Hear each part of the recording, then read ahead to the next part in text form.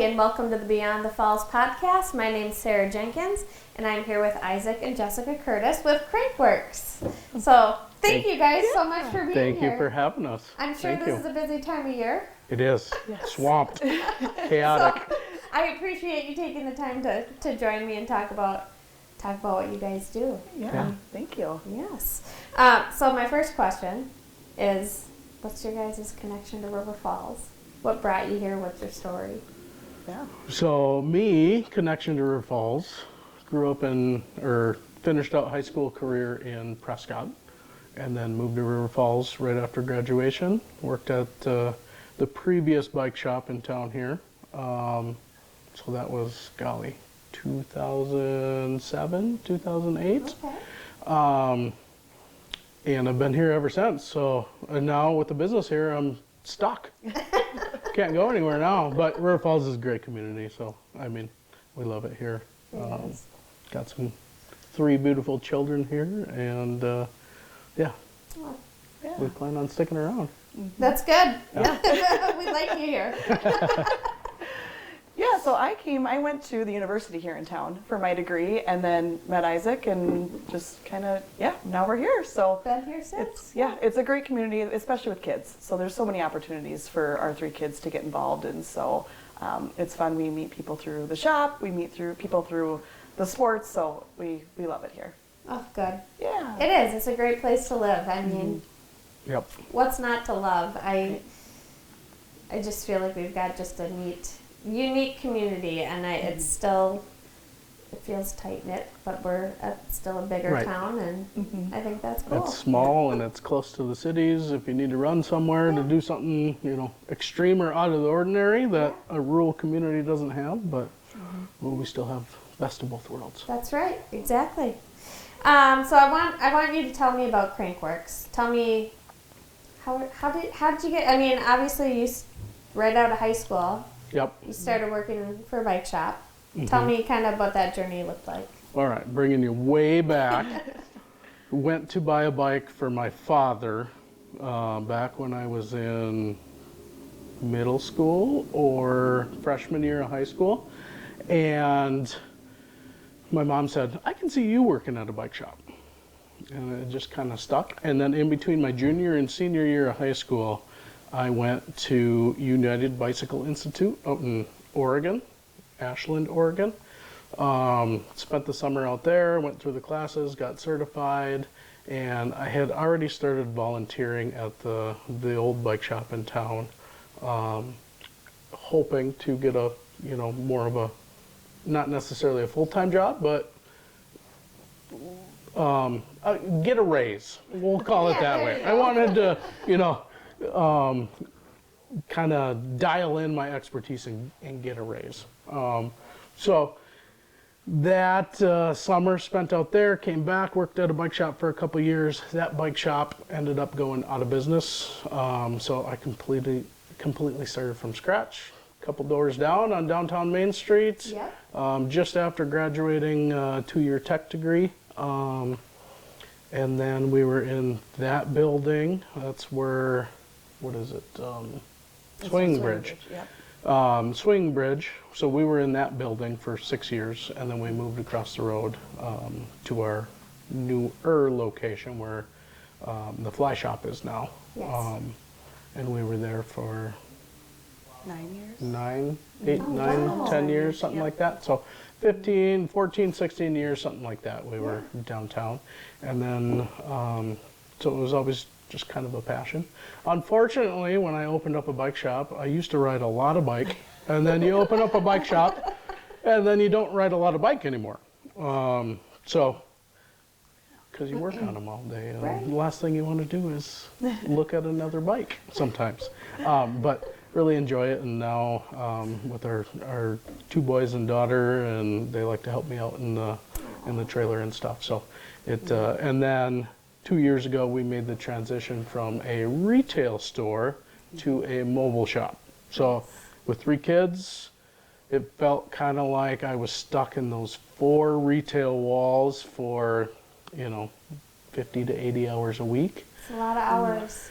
and missing out on weekend trips up north and, you know, sporting events and just getting stuck at the shop. So we made the transition to this, one, to, you know, increase that family time, and two, also make it more convenient for our customers. Yeah, I mean, I haven't called you to come fix a bike or anything, but I can imagine that. I've been to some of your neighbors' places.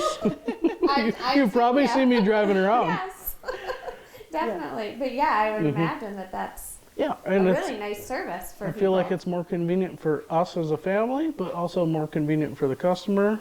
You really don't. I've seen plenty of people in their pajamas, so. And no judgment whatsoever, but if it makes it easier for the customer, and, you know, kind of the bike shop version of Amazon Prime. Yeah, that's awesome. I mean, Yep. just give you a call and you guys show up. Yeah, It's- we show up, Yeah. we pick it up and take it back and fix it and redeliver it, or we just do it right there on the spot. So, yeah. Awesome. Yeah. I wanted to ask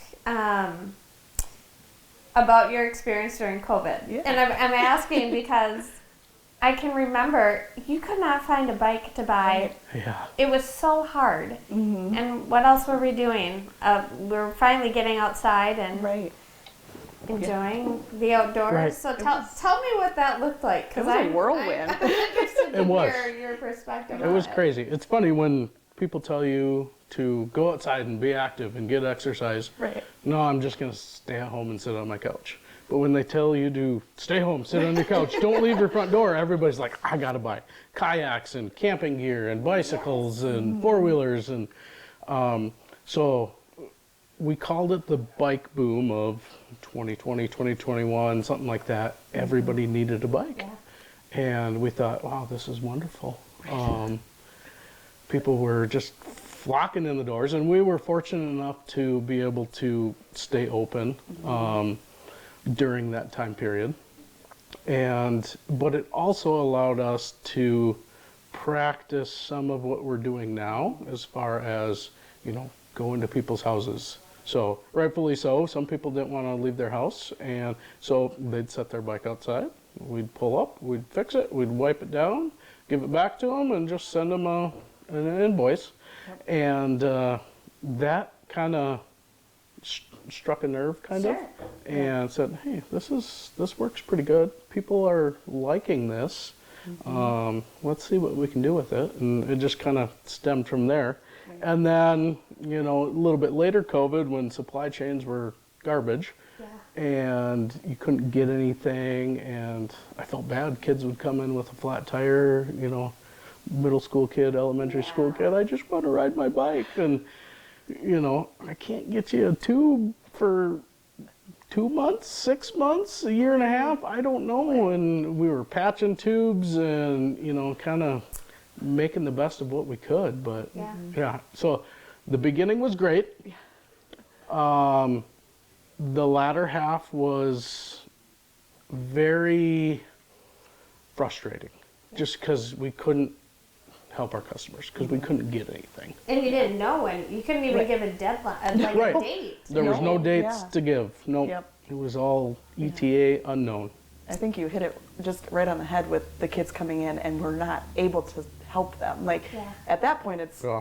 just very hard to have a kid walk out the door being like, you can't help me, or, you know, so that was very hard. I think probably, well, maybe one of the hardest parts of the business Right. was having to turn people away and just seeing the kids sad that they couldn't get a bike or whatever that Yeah. looked like. But yeah, But, you know, it happened, yeah, and it all turned out well. So It did. Yeah. And it kind of evolved into what you're doing now, which correct. correct. is awesome. It was a good trial by fire period. Yeah. Yeah. If you're going, you know, I was going to ask, what are some tips if you're out there looking to purchase a bike? What are tips for someone buying a new bike? What should they be looking Sure. for? You know, we could still get some bikes, but we primarily just push the service Yep. and repair side of it. But we still have connections. But otherwise, I mean, try to avoid your department store bikes. They're kind of a, one-time use, and once they break, they cost more to fix them than it costs to buy a new one type of deal. Oh. So disposable, kind of, Sure. I guess is the word. Yep. But something from a bike shop. I've got connections. One of my good friends that I used to work with is down in Red Wing, Minnesota. He owns a Trek bicycle shop down there, and I'll play middleman with him and run bikes back and forth. So if anybody has any questions about bikes, I'm an open ear, and I wouldn't say knowledge, but I can tell you about them and kind of point you in the right direction. Awesome. But And since you guys primarily, the bulk of your business is maintenance, what are tips for bike owners to maintain their bikes? 3 tips. Keep it clean, keep it lubed, and air up the tires. All right. If you do those 3 things, you're going to be in good shape. And then, once a year, once every couple years, give us a call. We'll come out, give it a full tune-up, and freshen it up again, make it like new. And, if you call us and we come check it out, we'll give you a quote and inspect it. And if it needs it, we'll tell you why. If it doesn't, we'll say, try again next year. All right. So we try and be honest with people if it's in perfect shape. Some people just like to do it every year regardless, but if it's in perfect shape, try again next year. Yeah. I know you mentioned you guys don't have a ton of time to go biking for your own enjoyment. But when you do have time, Right. where's your favorite place to bike around here? Right here in town, Yeah. Whitetail Ridge. The guys at Cork, guys and gals, they do a great job of building new trail, maintaining it. It's close. We can be there in 5-10 minutes.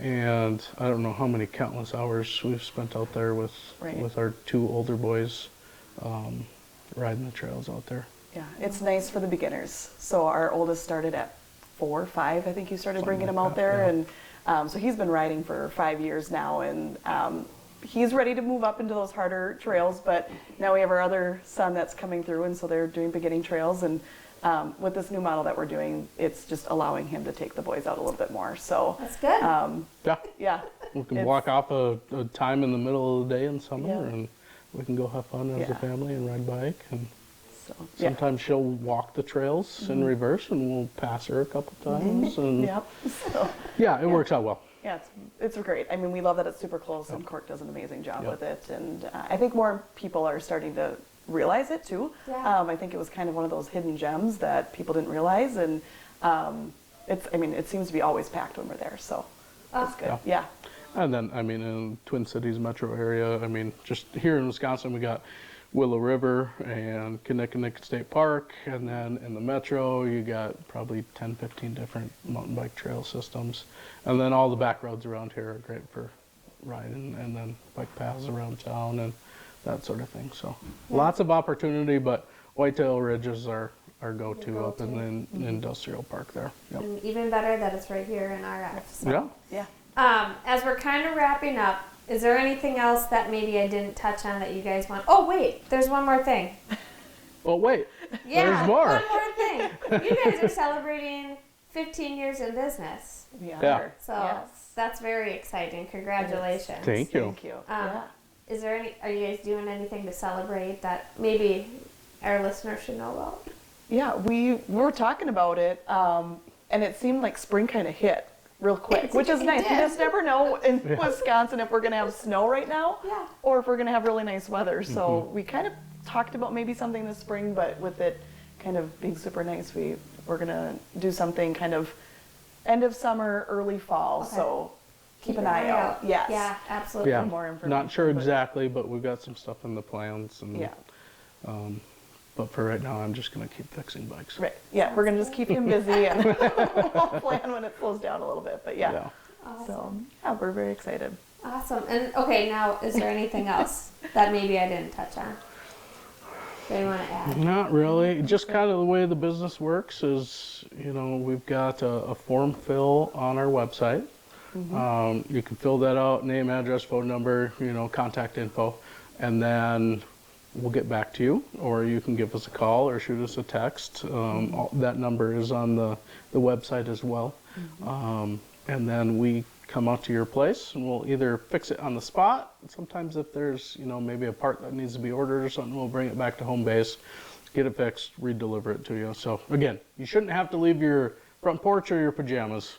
And yeah, just give us a call, email us, fill out the form, and we'll come get your bike taken care of. And yeah, that's kind of how it works. Yeah. And what's the pretty website address? crankworxbikeshop.com. Yeah. Easy enough. Easy enough. And Worx is WORX. Yes. Perfect. Yeah. Well, thank you guys so much for joining me. Thank you, today. Sarah. Thank you for having us. Yes, it was a pleasure, and we'll see you on the next episode of Beyond the Falls.